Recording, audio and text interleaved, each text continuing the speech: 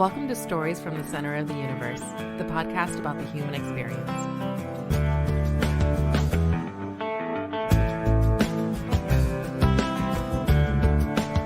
Donnie Morris, welcome to the Center of the Universe, man. Great to have you. Thank you, Paul, for having me here. It's been a long time since we've seen each other. Right many years. I was going to say, we might have been playing like men's basketball over at Gandy's the last time I saw you. Yes. Yeah, that's crazy. And we grew up playing Little League together. Certainly. You were a year ahead of me in school, and I remember looking up to you because I played football, I played basketball, I played baseball just like you did, and you dominated. Tried my best. I mean, and you were always humble about it. Yeah. All right, so out of those three, and you ran track as you got older too, but in Little League, what was your favorite sport growing up? Football. Why football? Because it's physical. I like physical stuff, you know. Basketball was fine. Baseball was great. But, you know, you could always take it out on somebody if you're on the football field. Yeah, and you wouldn't get penalized. Well, exactly. Yeah, I mean, there was no real hardcore ramification. If you did that on the basketball court, that's probably you probably get kicked out of the game. Of course. Yeah. All right, so before you started playing Little League sports, how did you spend your time if you weren't playing sports? Piano. Okay. Playing piano for church. Back then, Sunday school, because we had an older lady that was playing for the church choirs. But I would do Sunday school every Sunday morning. And I was probably basically maybe 6, 7, 8 years old. But everybody else was old. I was the only baby in the church. How did you end up playing the piano? My mother played out in Maryland. She was originally from Maryland. She moved here. And my grandmother, and they had friends and stuff that was always around, and they was always playing. And my grandma asked me that I wanted to play piano. At the time, I didn't even know what a piano was, being so young. And I told her, yeah, certainly I'll play, you know. And try anything, right? Anything. It wasn't too much I didn't try, as far as trying to achieve something. And then once I started anything, I was determined I wasn't going to quit. So. And you still haven't quit. You still play today. I've been playing almost 50 years. It'd be 50 years in June.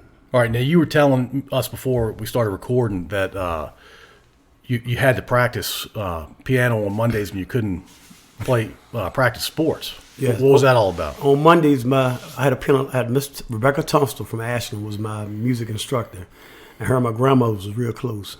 And I had piano lessons every Monday at 5 o'clock, every Monday. And so, in a way, in order for me to play, my grandma said you had to keep up with your piano lessons. You had to do this.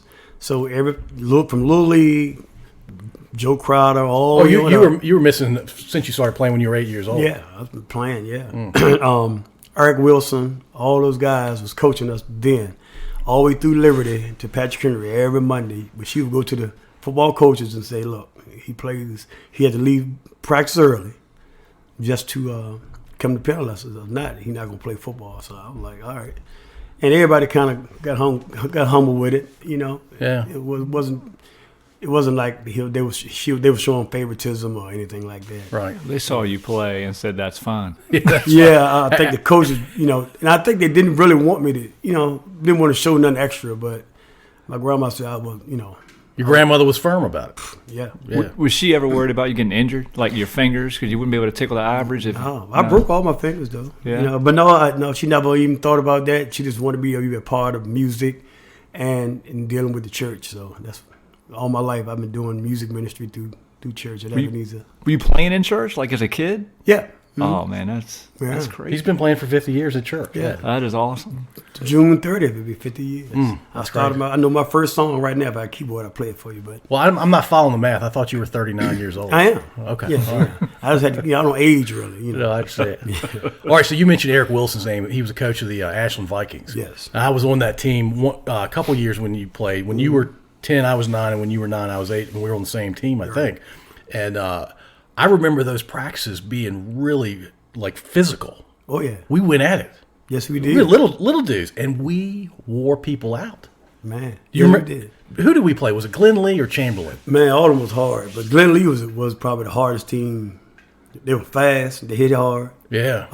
Kanawha, teams like that. They could hit. How about Laurel? Did you ever play Laurel? Laurel was all right. That's where I played. They weren't that good. You know? I was going to say Laurel wasn't all Yeah. that. Oh man, we were the Panthers though. That was pretty Yeah, sweet. yeah. You know, they had no bite though. We didn't. There was one game where it was tied 0-0, and there was a goal line stand. I think it was Glenn Lee. It was a championship game, and they scored on fourth down. It was first and goal from the 1 yard line. They couldn't move on us, and they finally got in on fourth down. I couldn't believe it. I think the guy, his name was Motley. I think his name was Smith. Little short, fast got in. But those guys, they didn't, after Little League, you hear nothing about them, Yeah. But yeah, it was fourth and goal, and we was playing Glen Lee. Yeah. Yeah, you and I were on the field That's for it. that. That's right. And we were smacking them in the mouth, but they squeezed through with a fourth down play. That sure did. I was so mad. I was so mad that day. You still mad now, right? It's bothering me. It's bothering me. Did somebody run over you in that play or something? No, they didn't get through me, man. They don't do that. He might have fell across the line, but he won't run on top of the guys that play with us. It wasn't easy for that running back, whoever it was. No. All right on. So you played running back when you were little too, right? You Correct. were running back on that team. Yep. I played running back from Little League all the way through high school. Still some in college, but all the way through high school. All right on. All right, so I'm going to tell a quick story about you and me playing at Liberty. Okay. You were the starting running back. You were in 8th grade.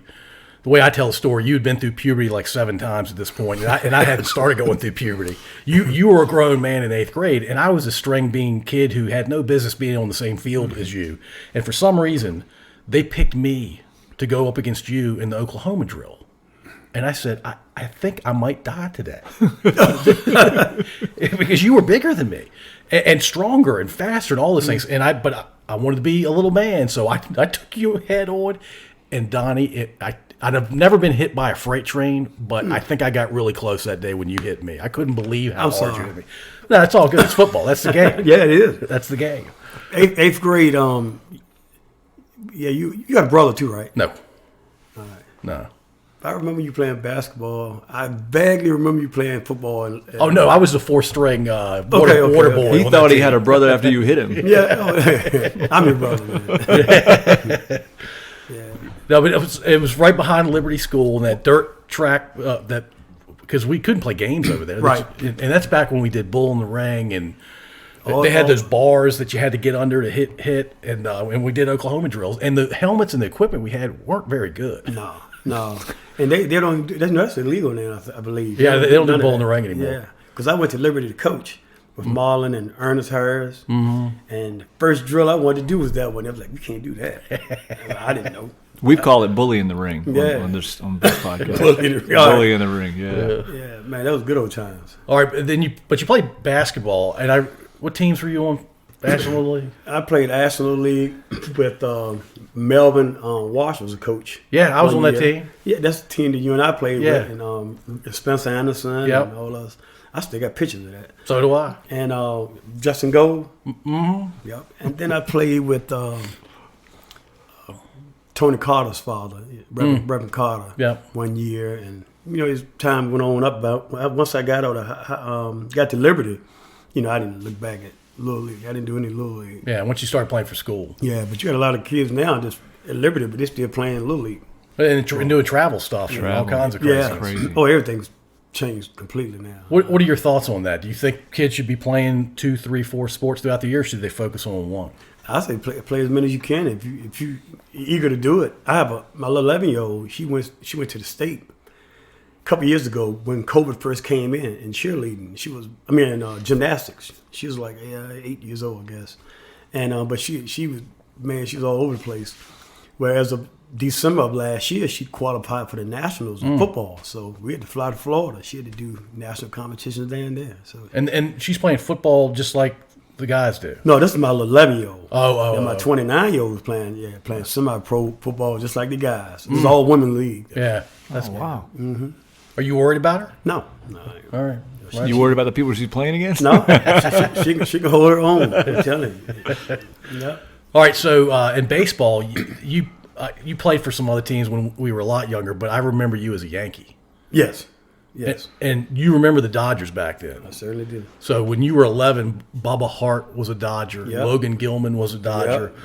I was only 10 at the time, but I was also a Dodger. And I'm like, how are Bubba and Logan on the same team? Didn't make any sense to me because they were too good. They were great. They were great. Baseball was one of my favorite sports. My mom loved baseball. She was an Oriole fan. And it was basically one of my favorite sports. I loved to pitch. and I love to hit, but there wasn't no contact. I wanted contact, so I played all the way up to got to high school and played with Coach Henry, but football was what I wanted. Yeah, right on. Playing baseball, you pitched and you hit, and you were good at both. Which did you enjoy doing more? Pitching. Yeah. What was your favorite pitch? Oh, I could throw in them. And Lawrence Lewis was the guy who was coaching us basketball years ago.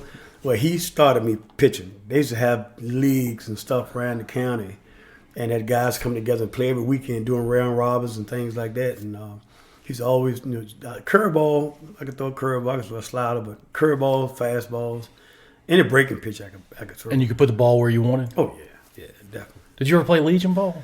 No, I was asked to come out to try with a couple of teams, but I never did. I stayed with football. I was fast in track, but football was my thing. All right, you remember playing for Liberty? Yes. Do you have a fond memory of playing for Liberty?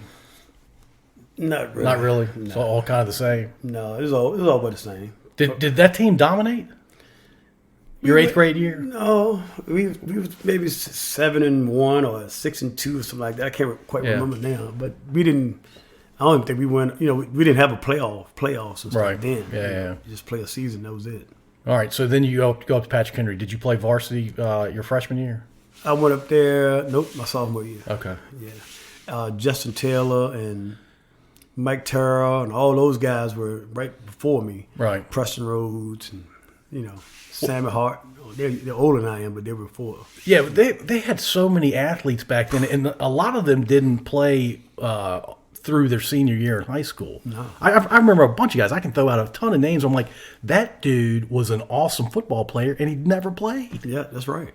Mike Necessary. I don't know if y'all remember him. Oh, yeah. All them guys, man, we used to go out and work out. I mean, they were huge. I mean, humongous. I mean, like they were already grown. And I was like, when you said I was grown, you thought, man, they were him and James Smith. And, man, it was so many of them. Rock Mines. Mm-hmm. So we looked up to those guys because they were horses, man. So in 85, I went to Patrick Henry because I was varsity. They wanted me to come up the later part of the year in 84, and I did.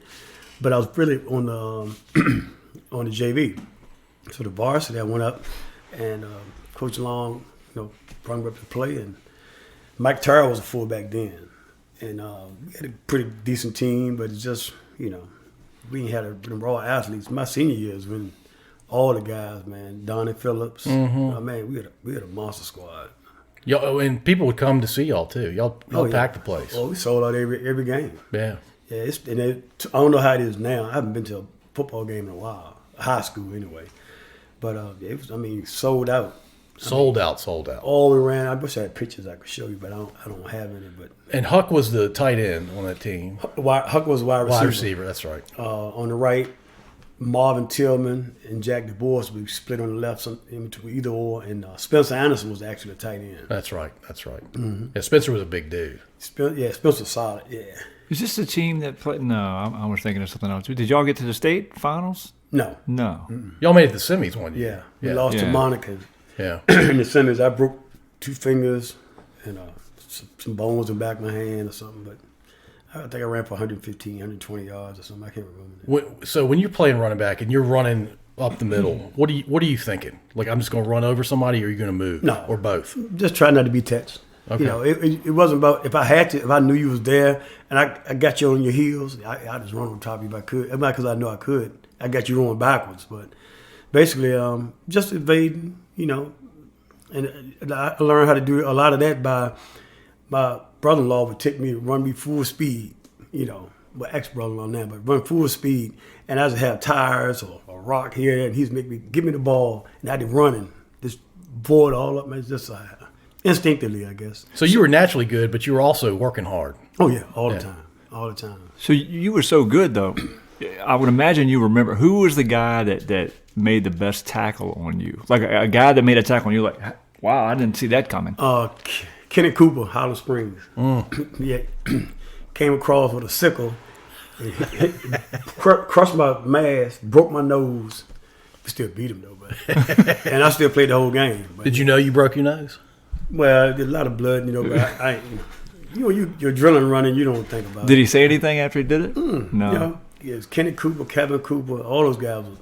It was 2 times my size. They would used to play with Brian Washington. Yeah, Brian Washington. We went to Nebraska. Yeah. Correct. Yeah, he played corner at Nebraska. Yep, all of them was together. Yeah, they were really That's good a back tough then. team. Oh yeah. But they were good, but we used to beat them.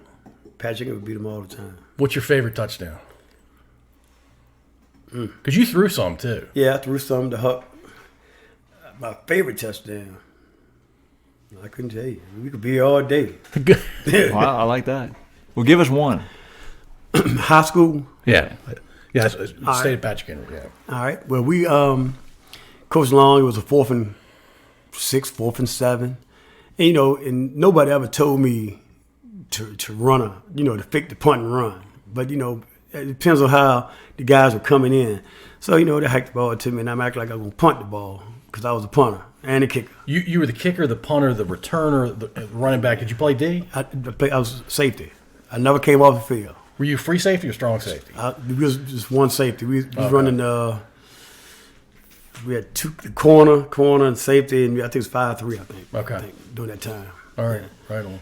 Yeah. So I played every. I never came off the field.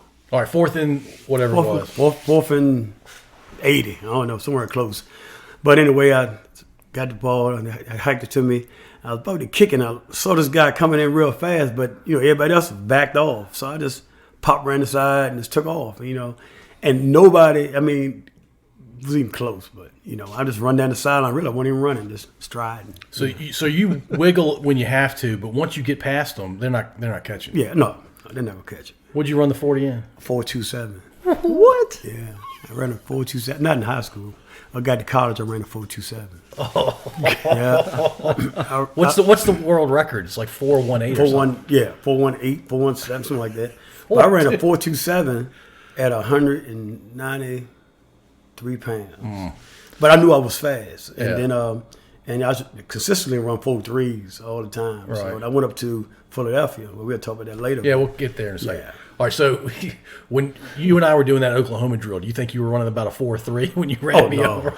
Maybe a 4.5. Back then, maybe a 4.5. I could during that time. We being on the clock wasn't that really didn't come to effect until you was go to college. So you were so well known by your senior year that people knew when you were back to punt, they couldn't take off the other way. They had to watch you. All the time. Punt. Yeah, that's what I didn't want to do that when I got to college.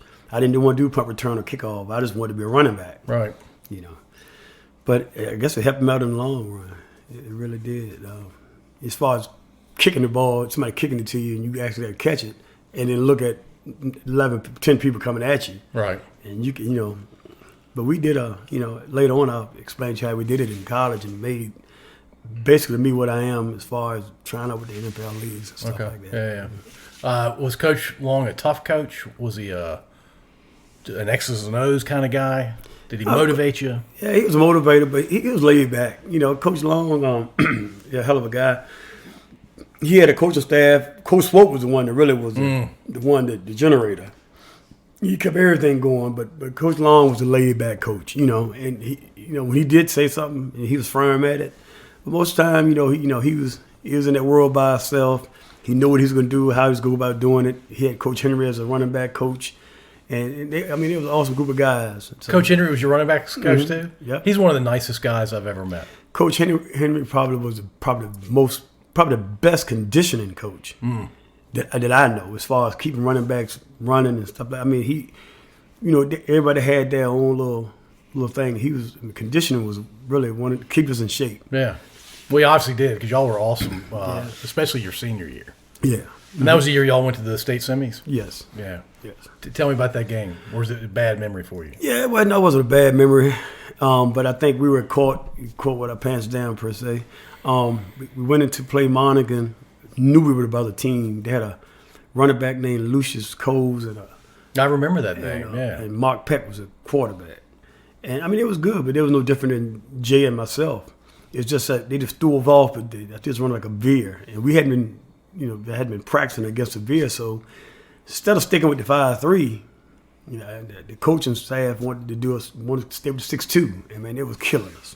That 6-2, man, it was falling apart. But instead of going back to what, if it ain't broke, don't fix it. Instead of going back to the 5-3, we stayed in that 6-2, man, and and they crushed us. Sounds like y'all should have made some adjustments at halftime. Yeah, back during that time, I don't think it was a lot of, if you had a team that's pretty strong, basically you live off the talent, and I don't think we really had a lot of different. And then when we started making adjustments, it was a little bit too far ahead of us then. Yeah. Mm-hmm. So you mentioned Jay's name. Were Jay and Huck brothers? No, Jay is my cousin. Okay, we're cousins. Huck and Sonny Minor and George Minor are brothers. That's right. Okay. Yeah. Sonny of the running jump shot. Yeah. Oh yeah. I saw him yesterday too. Sonny, who makes that running jump shot 80% of the time. Yeah. Don't ask me how. The first time he did it, when I was playing against him, he's coming up and I'm like, he started to run and I backed out like, what are you doing?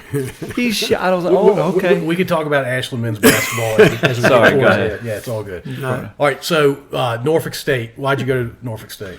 Probably hard headed. I had opportunities. You to were go. recruited. Yeah. By a lot of schools. Yeah, and I wasn't recruited by Norfolk State. But a lot of schools, University of Pittsburgh, Penn State. I mean, a whole bunch of You were state player of the year in high school. Yeah. NCAA schools wanted me real bad, but I wanted to be close to home, kind of like I was a kind of spoiled homey guy. I wanted to be home. I didn't want to be too far away. But Huck Minor was recruited by Norfolk State at the time. Being I had this crush on this young lady at that time, and I said, well, I can't go too far away because she here at home. And, making mistakes. And that was some of the mistakes I made. Oh, you're 18. Yeah, 17, 18. And, just really coming out in life. And so I said, you know what? I want to go somewhere. And people were insisting, go here, man, go here, go here. And then I just got kind of hard-headed and said, you know what? I go where I want to go. And Norfolk State Union, none of them recruited me. They didn't even come up. Why not? They just figured I was going to Division One. Did UVA or Tech talk to you? Tech talked to me. UVA didn't talk. Tech. It was Penn State, Wake Forest, University of Pittsburgh. A few schools. I was favored to go to Pittsburgh. That's where I wanted to go. But like I said, I wanted to stay close. I wanted to go far, but I wanted to stay close, and I just couldn't make my mind up. So when Huck got recruited by Norfolk State, I didn't even. I hadn't been recruited. So when Huck went down for practice, they started August the 10th. I still hadn't decided where I wanted to go. So, I got in the car with my dad and my brother, and he said, let's just ride down to Norfolk State. So I went down to Norfolk State and talked to Coach Luther Palmer. He said, well, we didn't recruit you. I said, yeah, but I want to play for y'all. It was like August 15th. It was like 5 days. They was already practicing, He said, what made you come down here? I said, I wanted to be close to home, and I had a friend that was down here, and I want to be somewhere familiar, Of course, everybody know how to. Your freshman year, you kind of, get homesick here and that. I was going through a little bit of that, but I wanted to be somewhere where I knew somebody. And so he said, man, we didn't recruit you. I was like, yeah, but I want to come play down here. So he signed me right there on full scholarship. Well, they had to. You were the state player of the year. Yeah, they signed me in my freshman year. I still led the team and the CIAA in all-purpose yards after I ran that touchdown back, the kickoff return, and then I just started playing me more, and I started doing, the wide receiver at the flanker, and I led CIAA in all-purpose yards my freshman year. That's crazy. I could just imagine the coach going home that night and saying to his wife, "You're never going to believe who came to campus today." 5 days in the camp. Yep, they were in camp. Amazing. They were practicing and everything. I just decided I wanted, just wanted to go there. I just wanted to be somewhere close with somebody I knew. You fell right in his lap. Yep, and I played that freshman year. We did good. And second year, I was, doing. I always did better. After my second year, Wake Forest and University of Pittsburgh still was trying to get me to transfer. But I made Norfolk State my home then. Yeah, you had put some roots down. Yeah, people knew you. And kind of popped on the campus. So I kind of stayed. Just work extra hard. So you were a big man on campus at Patrick Henry, then you were a big man on campus at Norfolk State. Yeah, somewhat. They had some big boys in there. Yeah, they had some guys that really played some ball. A couple of guys that played with Cleveland, and Arthur Jimson played right beside Lyle Zeta and the Raiders. Me and him, and we got recruited around the same time. Eric Steele, which is one of my best friends, he went with Washington Redskins, and everybody was doing their thing, but all this came out of Norfolk State with Mr. Wilson is our Scout or Scout. agent. Agent. Yeah. Agent. Well, you're saying Mr. Wilson casually, like he's not, because he played in the league too.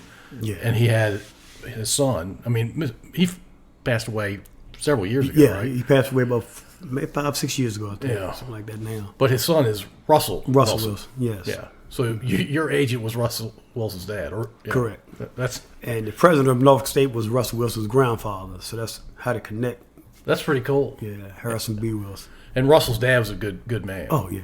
Awesome guy. Yeah. Awesome guy. And he was an attorney too. Yep, had a law firm in D.C. Yeah. But he was an awesome guy. Played in the NFL and then got a law degree. Yeah. Yeah, he was something. Yes. Yeah, and Norfolk State connection got you two together as That's right. player and agent. Russell Wilson, I don't even know if he was born then. Yeah. He might have been a little kid then, probably. Yeah, he would have been really little. Yeah. If he was around at all. So, his name didn't really come up until after we got older and finished our football careers, and then hit this little guy called Russell Wilson playing ball in the area, and it was like, something clicking. So then Harrison B. Wilson would explain to us, because we went down there for every homecoming, and we did a lot of stuff with the Boosters Clubs and stuff like that. Right. Yeah. What's your fondest memory of Norfolk State that had nothing to do with football that you can talk about on a recording? Oh, man. My fondest memory of Norfolk State that I can talk about, they don't have anything to do with sports. Nothing to do with sports. I can tell you one thing I did. I used to go out there and work out in martial arts. So I could go up to the gym. We had intramural basketball, but you can go up to the gym on top. They got a track you can run around. I used to go up there and work out in martial arts. So I started teaching. Across the other side, they had a guy from Washington, D.C. He used to teach karate. I was teaching Chinese Kung Fu. But then you had Sweet Pea Whitaker, which, of course, then he was right behind boxing. So all this would be, wow. Yeah, he was older than I was, but he used to be out, come up to just to, Sweet Pea was the man. oh man, he was awesome. But during that time, you know who he was, but he was going to start his career. But he didn't even attend Norfolk State, but he used to go over there and work out all the time. I didn't, because he's from Norfolk. Yeah, right? he's from Norfolk. Yeah. And so that's probably my fondest memory, being working out, and people were coming up to me, man, I want you to teach me. And I used to have like 4 or 5 people. Then I had like 15, 20 people. And I was doing this during the off season. Right. Just working out in martial arts, and a guy his last name Scott. He had a karate school that he was coming from Philadelphia, up DC. Yeah. He started teaching, and then Sweet Pea Whitaker was around. A couple other guys would be around, like J.R. Reed. Okay. All those guys would always come on campus. You had. Because J.R. Reed went to Kempsville, right? He went to, I think it was Kempsville. Yeah. Yeah, I think he went to Kempsville. And Alonzo went in the river. Yeah, that's right. No, he went to Deep Creek. Okay. Yeah, it's Deep Creek that he went to, yeah. But they just come on campus a lot because, of course, you had ladies on campus. So, and I think he was dating a girl on campus at the time. When they were, seniors in high school? Seniors, Yeah, because one of them went to UNC. Yeah, JR. Yeah, JR did. Yeah, and Alonzo obviously went to Georgetown. Yeah, absolutely. Yeah, you just threw out some serious names there. Yeah, there was some good people, and everybody hung together, on campus. It's so much, in college, so much stuff going on anyway. Right. But the athletes stuck together a lot. How many students go to Norfolk State back then? I can't remember. Was it like a few thousand? Yeah, a few thousand. Yeah. Maybe. Not huge, but not tiny either. Right. Yeah. Right. All right. And we were in the CIAA then. Of course, we're in the MEAC now. So. All right. When you were a senior, were you thinking the NFL was a serious possibility for you? Yes. And it's because scouts were talking to you? Yes. I had a couple of people come up and talk. Yeah, we actually did some trying out, some working out. And people would come in town and, trying to recruit us. So it was like 4 or 5 of us that they had the eye on at the time. And I was real quiet. I really didn't say a whole lot when I was in college. Eric Steele, but all was close friends. So when I came home, I had my car. My freshman year, I had my car. So normally freshmen don't take car to campus. But I told Coach Bailey, I need my car, because I got to go home and play piano on Sundays. Because grandma said you had to? No, I didn't. No, she just had to then, but I just always did. At least once a month I would come home and play, and it's just something that was instilled in me, so it stuck to me. And you enjoy doing it too. Oh, I love it. Yeah, I love it. And so we, I would come home. A guy named Eric Steele, which is a close friend of mine, lived in D.C., and Ben, Big Ben, he lives in Detroit. All those guys knew that my mom cooked all the time. So as soon as time to come home, it was like, man, when you going home? Because they never went home. Like some of them so far away. Right. I said, well, I'm going home after the game. I said, I'm gonna drive home. Man, I'm going with you. So they would call my mom on the phone. I had to believe I was playing at ODU then. We didn't have a field at Norfolk State. This is back in the late 80s. Yes. Yeah.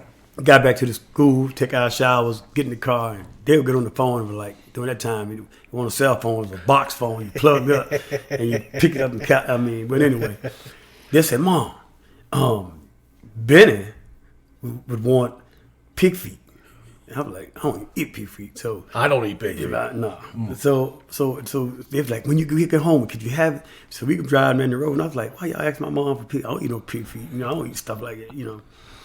Got home, man, she would have stuff waiting for him, and I'm like, what I'm gonna get? I didn't want none of this stuff, so I never ate it like that, but they were always crave for these pig feet. I still don't see today what you see in pig feet. I don't eat them. I've never tried them. Me either. Doesn't seem like a good idea. No, I've never tried. Anybody's feet, not a good idea. Yeah, but that was just some things that them guys, man. I mean, different walks of life. He's out of Detroit, Michigan. He's out of D.C. Everybody, doing things different, But I ain't never eaten none of that. I couldn't eat it. All right, so NFL teams are looking at you. And where did you end up going first? Well, did you get invited to the combine? No. Okay. I didn't get invited to combine after I got hurt. Okay. So what I did was they had like a combine, like a mini combine that they have in different areas, right? And not the major one. And I would go, like they had one at ODU, they had one at different, like Hampton and different things. They have coaches would fly in, and they'll have combine, drills and things like that. And I went to those, but I went to myself and Eric Steele, Arthur Jemison, went to the Rams.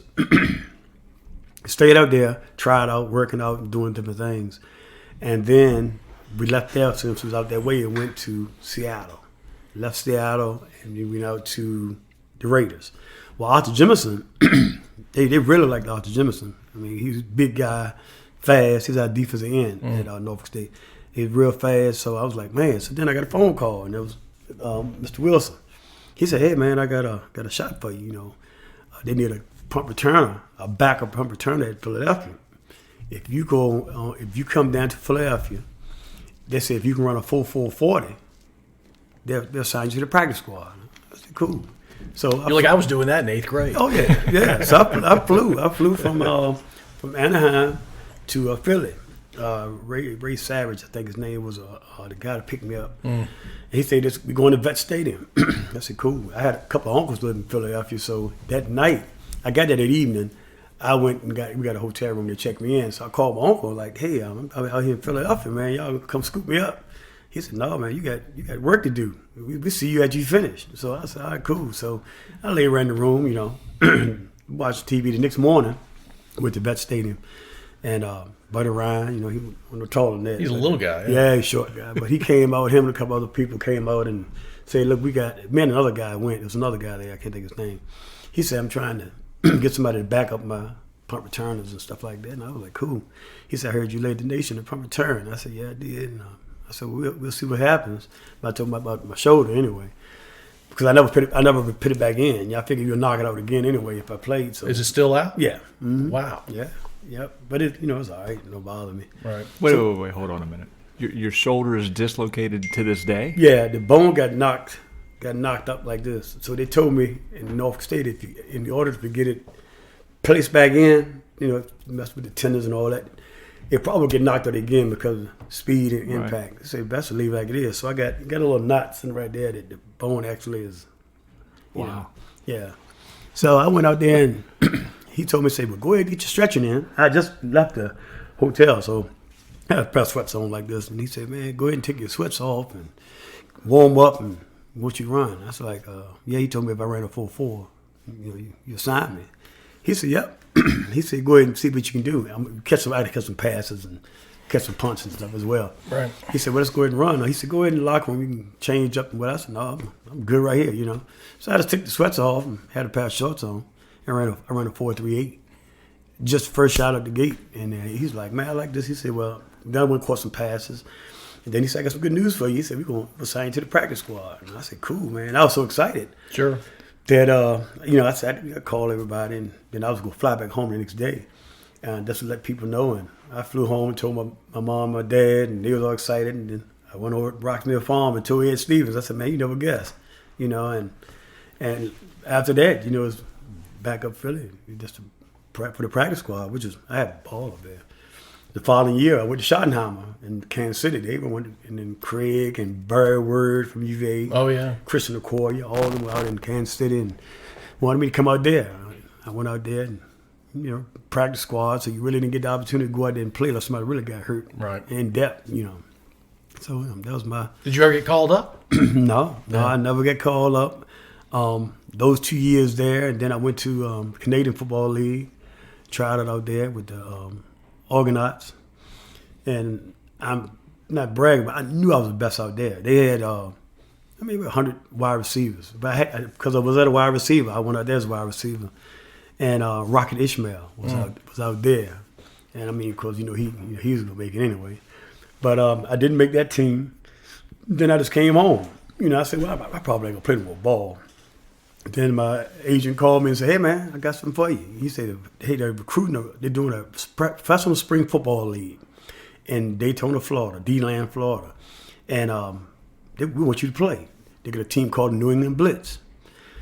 The head coach was Steve Grogan. He played with New England. Oh, yeah. And Tutupu, that was playing defense at that time, was our defense coordinator. I said, man, I would love to do that. So I flew to D-Land, Florida, and I was with the New England Blitz. And we had other teams, so for like a month or two, they was going through this transitional period trying to get this league off the ground.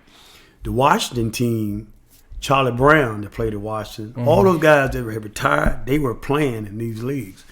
And we had the league still open for a month, maybe 2 months, and then the league closed down. They were only paying like, I think, $45,000 or something like that. Yeah. I can't remember now, but the league only stayed open 2 months. We didn't even play a game. Oh, wow. And then the league, dispersed. But if you read up on it, it shows that they had the money to do it, and I don't know what the outcome was. So when I came home, I said either I'm gonna be a football player or I'm gonna start a family and be a father. So I ended up having my little daughter. She was already, I think she was born in '93. I think '93. All right. And then we went from there. I didn't even coach. I didn't play no more ball. I tried to coach at Liberty, and then I wanted to coach at Patrick Henry, but they had so many up there. So then I got a call from Norfolk State to come back to coach a little bit, and I said, no, I started sticking more around the church settings and stuff like that. So I didn't even coach. And people would always ask me, why don't you coach, man? I was like, I don't think they can handle our coaching the way we came up. Right. So long story short, I never took the initiative to coach. But I would always have little kids I would try to inspire and try to encourage. I wish I would have took the initiative to do that, now. You can still do it. When I look back, but Yeah. I haven't pursued it. Nobody has, came to me and, said, hey, man, you going to try this, try that? So I hadn't. And then I had 4 girls, so, I couldn't drag them. I had about a son now, I'd probably drag him, but I couldn't drag the little girls, and then I did, but my oldest daughter, she was just in the books. And then I said my little 29-year-old, she just, I don't know what made her want to play football, but she loved it. You didn't encourage her to play? Yeah. I didn't. Yeah, I had a daughter. My 28-year-old was number 2 in the state in track, and number 6 in the state in basketball. When she went to Norfolk State, she didn't even play in the sports. And I didn't even try to. I was like, hey, go ahead. I call her Dejana. Her name is Dejana. I said, Dejana, go ahead and run some track, man. You'd be awesome at it. But no, she didn't want to run track. She wanted to do swimming. I was like, swimming? I kind of lost at this one, So after that, she didn't even pursue that. The following year, she wanted to be a cheerleader. I was like, cheerleader? So I was like, you know what, as long as you get good grades. Because everything I wanted to do, she didn't want to do. Yeah, and school's more important anyway. So she ended up with a degree. So that was all that matters. Yeah. Where are they living now? My oldest daughter was living in Atlanta, but she just moved back here after 6 years. She's here now, living with me currently until, she get her own place. which, Daddy always going to take care of, but she can take care of herself. So she's a social worker with two masters, and she got 2 good jobs, and she's doing well. 29-year-old that plays ball, she lives in Hampton. She plays with the Hampton Gators. And my 28-year-old lives in Danville, Virginia. Okay. Yeah, she's a social worker down there. What's going on in Danville? Is that where her husband took her? No, none of my children are married. Oh, really? And I don't have any grandkids, which I ain't gonna say that's a good thing, but anyway. Yeah, but no, all 3. No, she's from Danville because her mom. I dated her mom in college, and her mom was from Danville. Okay. And I was at Norfolk State, of course. Her mom was she was All-American in volleyball and softball. But she got rings. I didn't get one. So I'm kind of upset about that. But anyway, my wife is not the mother to my 28-year-old. So, all right. Yeah. Right on. All right. So, when you left football, did you regret leaving it? No, I did. It was about time. Yeah, it was that time. How old were you? Oh, 20, maybe 25, 26 Okay. maybe. Can we back up for a second, though? Sure. So you were on the practice squad, right? Right. Does that mean you were going through training camp? Like, how we watch Hard Knocks now? Were you going through training camp? Yeah. Did you get in any preseason games? Did you play against anyone? No, we was basically the squad that would take the plays. You ever seen the movie Rudy? Oh, yeah. We take the plays that the other teams had, and we'll use it against first team and stuff like that. So it was like you got paid, yeah. But it's like every week when it's time, you got your fingers crossed, hoping, hey, they gonna say, hey man, come on up, we gonna put you on the roster. But I never did. They had a few good guys that played during that time. Randy Cunningham was a quarterback then. But you had other guys that could play. Randy Cunningham got hurt that first game of the season, and they brung in McMahon from Chicago. Yeah. But no, I was a young guy, man. I was just so excited to see guys and having the opportunity to even travel. Yeah, so that's cool. Yeah. Well, and those dudes were playing every Sunday, and you could watch them on TV. Oh yeah, I could watch them. I'll be there. Either one or the other. If they played, we played at home. Of course, we was on the sideline. But if we traveled most of the time, we didn't. Practice squads didn't travel. They only, I think, it seated like 53. I think something like that. That was it. Did you ever go to a Philly game as a fan just to watch? Yeah, I was a LA Rams fan. I was a LA Dodgers fan. Are you a Rams fan now? No, I'm an Eagle fan. Okay. Yeah, I'm a diehard Eagle fan. But the Eagles gave me my first opportunity, so I just stuck with the Eagles. I jumped from my favorite running back was Eric Dickerson. So I just ended up being an Eagle fan because the Eagles gave me a paycheck. Yeah. So I just fell in love with the Eagles then. So I've been an Eagle fan ever since. So you've been to a few games. Oh yeah, I go to games. So the old vet, they were crazy there. Yeah, but that's part of football though. But but there's no place like the vet. Oh no. There's a jail on the bottom. Yeah, it used to be. they don't use it now. Right. Yeah. But yeah, during that time, man, it was hard knocks for real. Did you have lower level seats or upper level seats? I had a couple of box seats that I could use there once in a while. Okay. And even when Michael Vick played, I could go up there and watch them play then. That was a few years ago, but yeah, we used to go watch the games, man. We used to have a good time. Go up and stay the weekend. I knew the area well, and I was up there, stayed up there a year anyways. And I never went back to Kansas City. I went to Kansas City one time after I played, but I never went back. That's in the Valley. Yeah. So you ended up in with 2 teams that Andy Reid has gone to. My favorite coach. Really? Yeah, but he didn't coach me. But Yeah. Yeah, one of my favorite coaches. He's a great. He can see talent and he knows how to scheme on offense unbelievably. But do you watch a lot of Kansas City games these days? Yeah, I watch.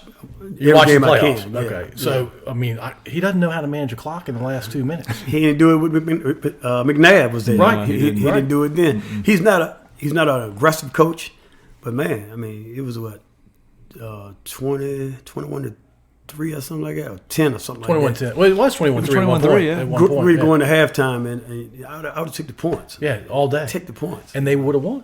Yeah. Probably. They probably would have won. Well, the momentum changed, and I think what happened is the defense look at like, oh, so you going to just disrespect us like that? Yeah. Like, so they just turn up to another level because, defense win games, man. And Cincinnati just. They were a different team in the second half. Yes, Absolutely. Well, my personal opinion, felt like they were disrespected at that moment, I think. It's a real thing. Yeah. Yeah. They take it personal. All right, Kevin's dying to talk about men's basketball in Ashland.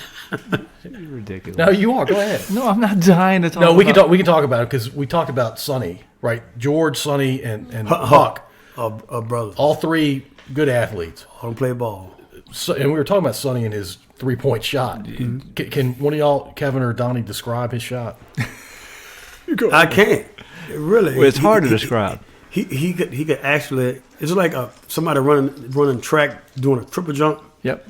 But when he comes off his feet, he can come off right leg, left leg. You never know. But he's actually running in the air and just shooting. I mean, and it's not like a 6-foot jumper. He's doing it behind the 3-point line. But when he does shoot it's not a jump shot. Basically, most of the time he shoot a shot, it's a set shot. Yeah. But when he shoot a jump shot, it's like he's shooting a running jump shot. I mean, it's unorthodox. It's the craziest thing I've ever But seen. it went in all the time. It went in all He the could time. shoot. Him, Huck, and George. All three of them could play ball. I had me and my two brothers, me and Rico and Yancey. He was a baby. And then you had Jay and Greg, All that talent, and I know whenever you looked at the schedule and saw Rampage, you were worried.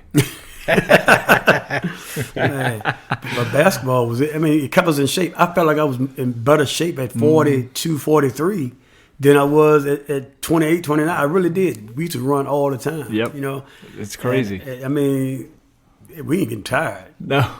That's a lot of fun. And then I played at the Church League and tore my Achilles. Oh. I never even got hurt playing that bad, but I tore my Achilles playing in the Church League at ACC, Reverend Palmer's church. And so I had to go to the hospital, of course, had surgery. So that following year, I said to myself, you know what? Hold on, Donnie. You tore your Achilles. How painful was that? I imagine that's got to be the most painful thing you've ever experienced. We was in the gym, and I was standing there talking to Andre Buckner. He was Buck. And me and him on the same team, Church League. And Daniel Duricott was coming up third. I was like, I think I was like 4 for 4 in the first half. Second half, just come up the court with the ball. And I told Buck, I said, I'm going to break. So I normally run out to the outside. He'll come in and shoot it to me, and I'll shoot a jumper, or my brother Rico's on the other side. But Daniel came, as soon as I was ready to take off, something said, pop. And everybody heard it. In the gym, and I was like, what the world? And then I just, I had no, your feet just your foot just like a fish, it's just gone. I was like, and I didn't realize I really had done it. So, but nevertheless, they took me off the court, and I said, I'm going to hop to this truck and get in there. And my wife took me down to the hospital, But the following year, I was determined. This was the year that Kobe Bryant had tore his, but he'll play 2 or 3 games, and then he's back out. And I said, you know what? I'm going to work hard at healing it, and I'm going to go ahead and play basketball again.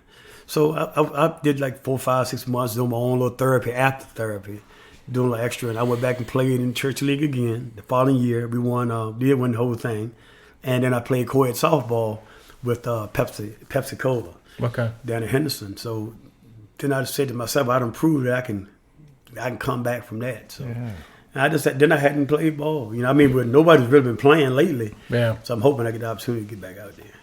So you talk about Kobe coming back 2 or 3 games later. I think his was a partial tear. So yeah, it sounds like yours was in. Yeah, but he came back. He played 2 or 3 games, but then he was hurt again. Oh, got it. And then he'll play again. Then he's hurt. It's like it always bothered him. I was like, well, let me see, actually, if it's gonna bother me. So I did a lot of working out at home. I did all my little stuff at my rehabilitation. But now I go home and work out, just to get it back to par. Because it was so scary then at one point, because you walking and you walk with a limp without realizing you're walking with a limp, and the people pointed out, so why you walking with a limp? You're supposed to be better. If you're walking with a limp, you need to go back to rehab. So I was like, no, something ain't right. So it was all in the mind, though. It was all in the mind. So if somebody drew a silhouette of your body, they would see broken fingers, they would see your collarbone, they'd see your Achilles, ribs, nose. Yeah, I done broke. Was the Achilles the most painful? Actually, the shoulder was, maybe because of the way it happened. I got playing against Hampton University, October 14th, 1989. You'll never forget that day. Never forget. And I was running the ball. They called us Donnie Morris Special. Oh, it was on the special. Yeah, and I run out there, and I was like, hey, and I had my family out there. Oh, I was showing off then. Man, I was running the power pitch, 20 to 30-yard scats. I was running the veer up the middle, shaking the linebackers. And then I ran the ball up the middle, and it crushed me, right? So I got up. I was like, damn, shoulder, you know? But I ain't think nothing else of it. You know, it was hurting, but I said, I can do this pain. Went back to the huddle. Ran again, hit me again, and it had the sharp pain, but I guess because I didn't know it was broke. Same spot. Same spot. So I got out there, so I called the coach, said, I'm coming to the sideline. I got halfway to the sideline. He said, where you going? He said, Donnie Morris Special, you got to get back in there. I was like, yeah, something with my shoulder. I said, let me check the shoulder first. And then, you know, so I went over and checked the shoulder, and it was out. I mean, they had to cut me out my little jersey, so I couldn't even play no more. But, you know, did good, though. But we did good. I think we lost to Hampton that game, I believe. We had them, and that was my senior year. And how, so shoulder pads back then, I guess they're not as good as they are now, because that shouldn't happen with shoulder pads, I would think. Well, I mean, that contact, man. It's hard. When you're running pretty fast, and they coming at you pretty fast, and yeah. So it broke when someone hit you, or when you hit the ground? I think when I hit the ground, it just popped out. Yeah. Because I had so many people on top of me. But they were, you know, all big guys, and then I'm running a dive like a fullback. And I'm trying to hit the hole fast, so if I can run from here to there in 2 seconds, I'm trying to get there. So when you're hitting head on, and then when they fell, I think it fell on top of me. So it was pressure from the outside, not direct. Right. Yeah, got it. Okay. Right. Yeah. All right, so you're in a band. Tell us about your band. Well, I have now. Yeah. Well, we can talk about back then too. At Norfolk State, I was in criminology, but I stayed in the music department because I love music. So besides the martial arts, I go down to the music program, and I see all these guys playing. They had, 4 and 5 and 6 floors of just pianos. Go any floor, you can just go in a little cubicle and play and all that. And so I formed a group called Inspiration, and it's me and 3 or 4 guys. And they had this thing that at Norfolk State where, like a mic night, and we had 4,000 people there. And we actually went out there and performed in front of 4,000 That's people. awesome. Wow. So after that, then I was doing churches down there. So I'd come home every Sunday. And Sunday morning, I'd get about to do a church down there. And I took that group. We would bring them home. People like Earl Bonham, and as we are right now, Earl Bonham, one of the big known artists out right now, and other people that used to come to the church just to, Reverend Kenny brung everybody in. Right. And I just did music like that. So I got home. I'll do a little bit of Motown and R&B. I could play any music by sight or by ear. So at the church, it just started off in the beginning. Drums and stuff wasn't allowed in the church years ago. So it was just me. And then as time formulated, we brought a drum in. And then we had a bass. As time turned around, then we got the lead. So now I got a little group they call it the Donnie Morris Trio, because it's just me, a bass, and my drummer. I have 2 other musicians that play, but because of COVID, we just come down to downsize to 3. Right. But we do things. We do weddings and receptions and things like that. But the guy that plays bass for me actually plays lead. He has his own band called the Carl Waterford Band, where he plays lead and has a band, a Motown band. He also has an R&B band. So we do stuff like that. I go with him up to D.C. and places like that whenever it's time. But one of his musicians had a heart attack and was in hospital. So I feel in for him. Things like that. Just doing things. But gospel is really my sector. But I do a lot of weddings, a lot of funerals, and That's stuff awesome. like that. I was going to say, you enjoyed, obviously funerals is not really a happy occasion, but you're still performing a function in a service for people. Yes. Mm-hmm. Yeah. I just talked to Miss Sue Watson. That was on the Hanover County, I think, some of the school. Yeah, school board. Well, yeah, School board, I think, right? Yeah, she called me a couple of weeks ago. I used to do the Aspen Variety Show. So did I. Yeah, and I just bring music together and do gospel segment. You're talented. I had 0 talent. I was kind of an extra. Oh no, but we did good. And Sue called me and wanted me to do something in reference to February, but because of the COVID, Right. we didn't do it. So that's how you spend a lot of your spare time? Yeah, is music? Yeah, man, love it. Yeah, that's awesome. Yeah. That is. Well, then of course I have like horseshoe tournaments and cornhole tournaments. I do a lot of stuff around the house and People come up, man, we have a good time. Cornhole and horseshoes, there's really no difference other than the shoes versus the bags. Yeah. Just the It's the same game. Almost. The cornhole is so easy. You don't get dirty. I Right. mean, it's a little 8-ounce bag. You know, you throw it in a little hole, 27 feet, 30 Right. feet. But the horseshoe is 2.5-pound shoe. But you throw that, but we don't play We play cancellations. We don't play leaners and all that. Right. We play ringers. So if I throw a 5, you throw a 5, it cancels.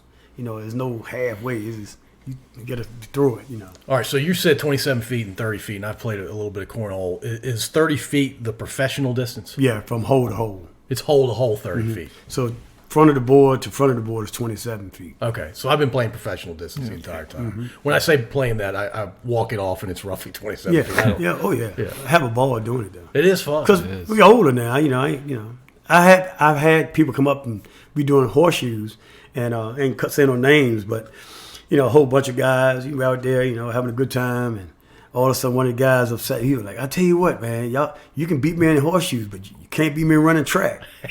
And I'm like, "What is going to?" But he was talking about everybody. So he said, "Man, I got X amount of money. I'm putting it right here. I'll give you a 10-yard spot." How long ago was this? Over the summer. Yeah. And he's about 40 years old, but he swear he was fat, but he didn't know who I was. He knew me, but he didn't really know me. He didn't know the full story. So we had a whole lot of guys up there, Ernest and Tony Henderson, a few guys, and we were sitting there, and I was like, so everybody looking at each other, and I was like, he could give me a 10-yard spot.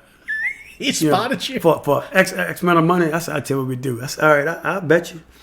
Leave the money there, and I'll bet you." I said, "But one thing I want you to have. I want you to have your 10 yards back. I don't need that."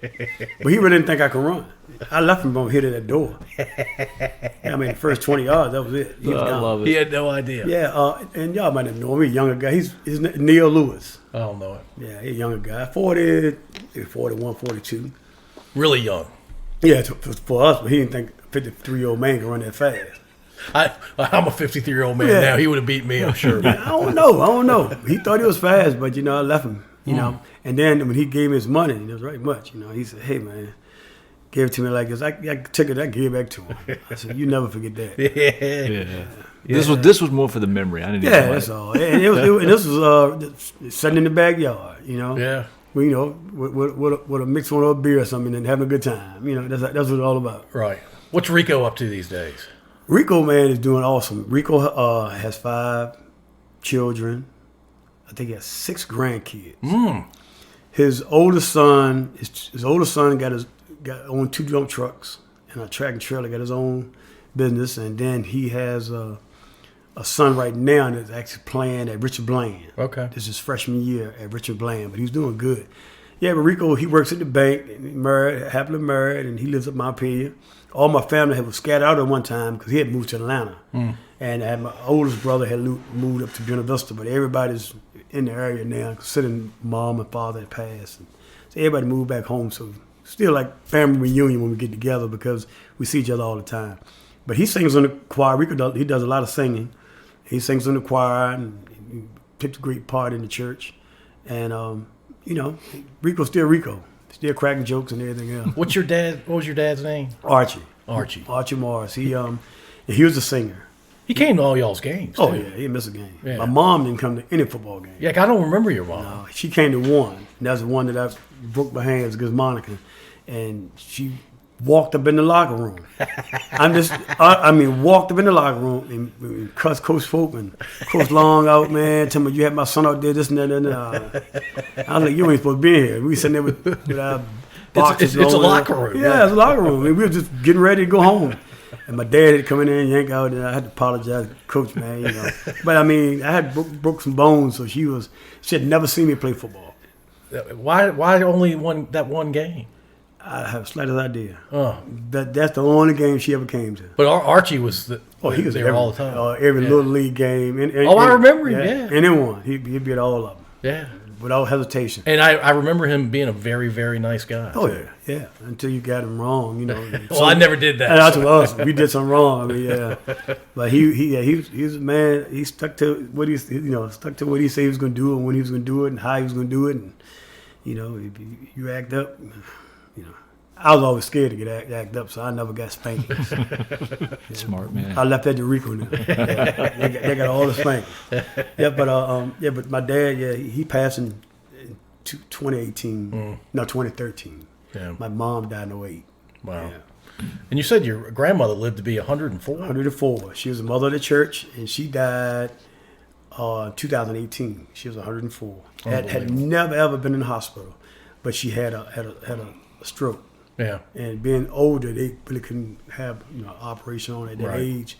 So we brought her home in hospice, and she died at home. Yeah. Well, that's better there than being in the hospital. That's right. Yes. And she lived 17 days while she was at home. So we would all be over there every day because I lived next door. And but she was special, man. She took the land she had at Ebenezer Baptist Church and gave land to the church and gave land to all my siblings, so we could invest and put our houses on it and things like that. So. She was great for the family. Oh, yeah. And you said you lived with her for a bit?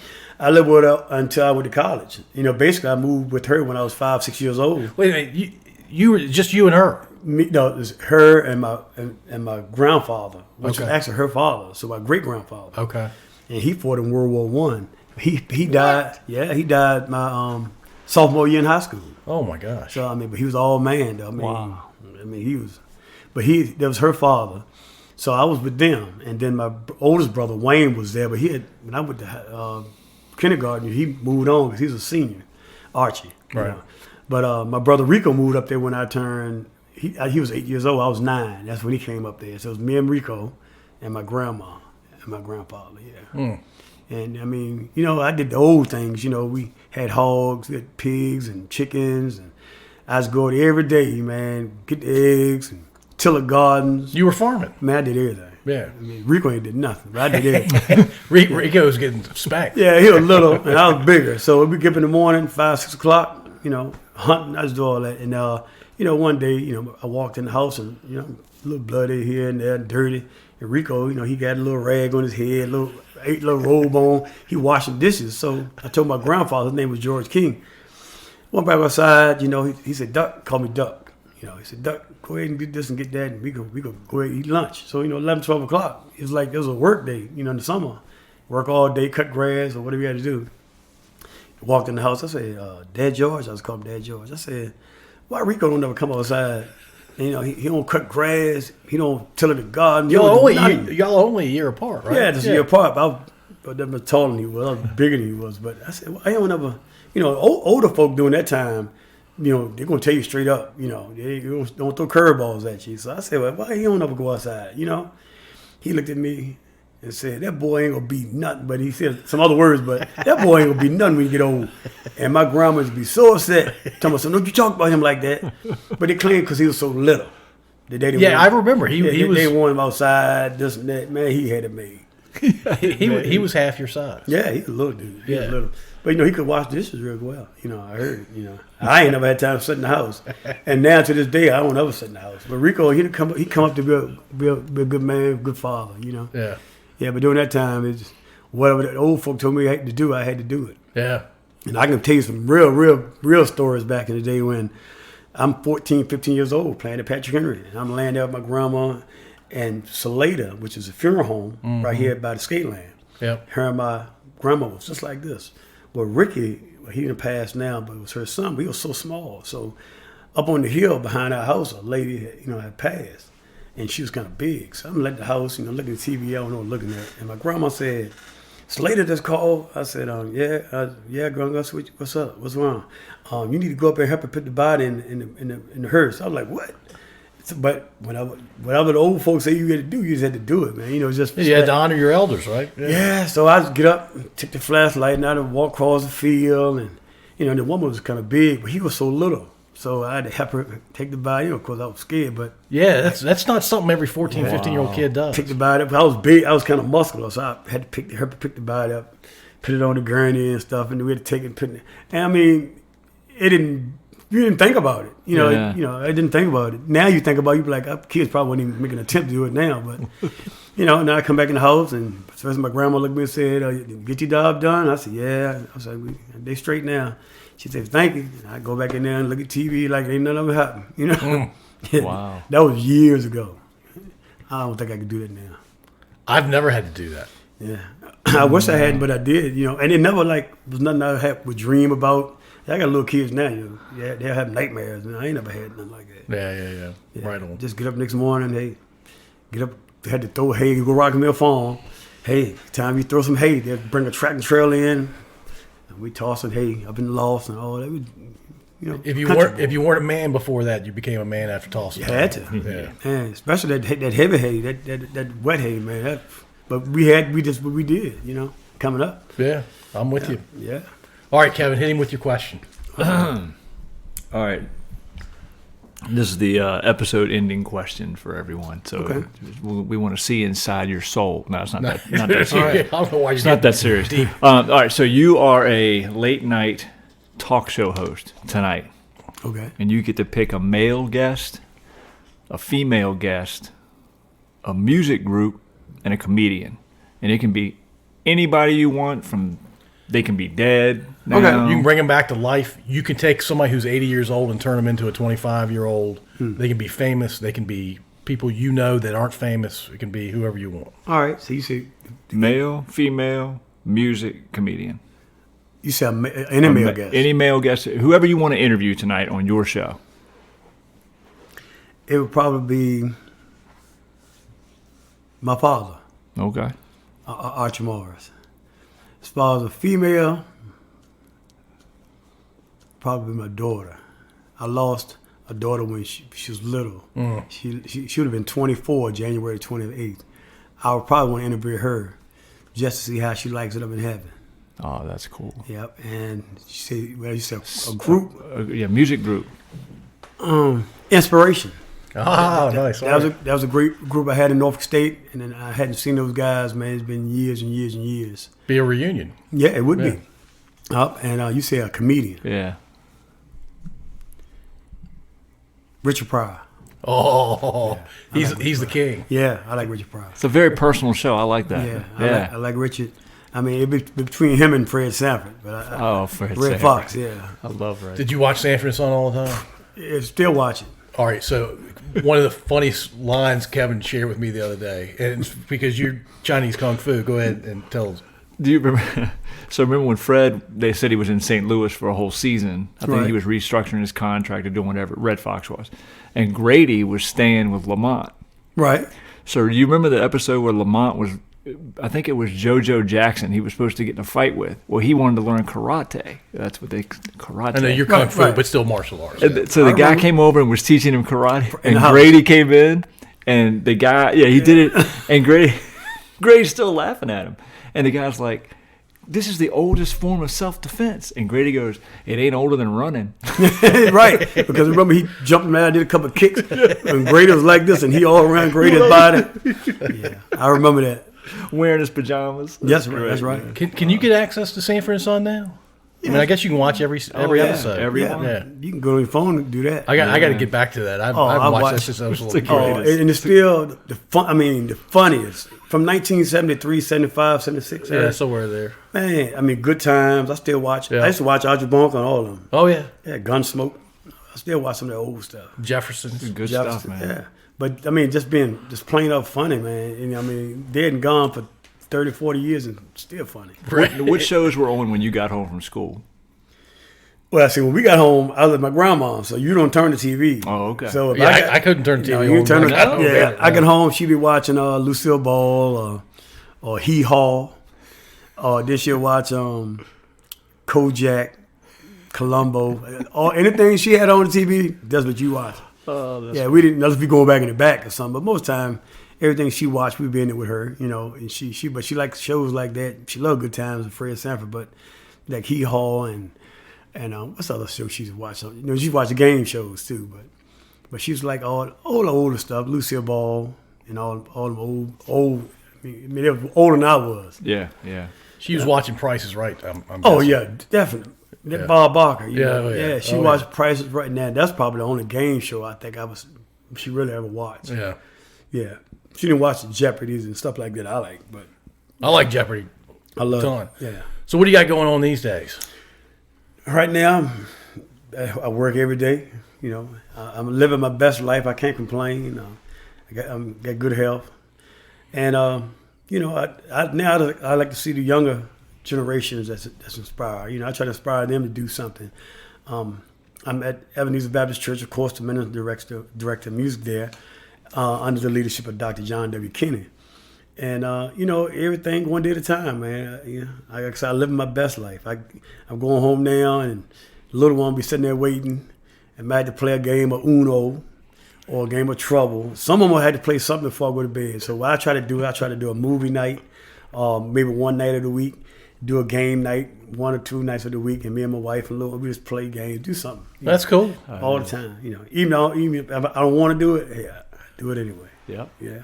That's good. But man, everything is well, man, and it's good seeing y'all guys, man. Because I haven't seen you in. It's got to be 20+ years. We all family, man. Yeah, you know. Oh yeah. Anything that comes through Pat Henry or through Gannon basketball, I mean, all of us just like family. Yeah. Saw each other every week. It's just been a long time. Hopefully, we could get control over this COVID. You know, Yeah. and make it Move on from it. Yeah. Time to move on. Have to. Yeah. It really. Well, Donnie, I appreciate you coming out, man. I really do. Yeah, man. It's great talking to you. I'm glad you invited me. Hey, I'm not making this up. When I started doing this podcast thing, you were one of the first people I thought of. I appreciate it. My brother told me, he said, you know a guy named Paul? Because you gave him the information. I said, yeah, but I hadn't seen you in so long. Yeah. And I mean, I said, well, we could get together one day. And then I get busy. I have rehearsals. Sure. On Tuesdays and Thursdays. And I was, doing this and doing that. And I was like, man, I don't ever get a break. But since the COVID kind of paused that, now I just go into the church, call the guys and say, hey, like, we're gonna do this selection, we do that selection. Y'all practice at home, we get together, we put it together, Yeah.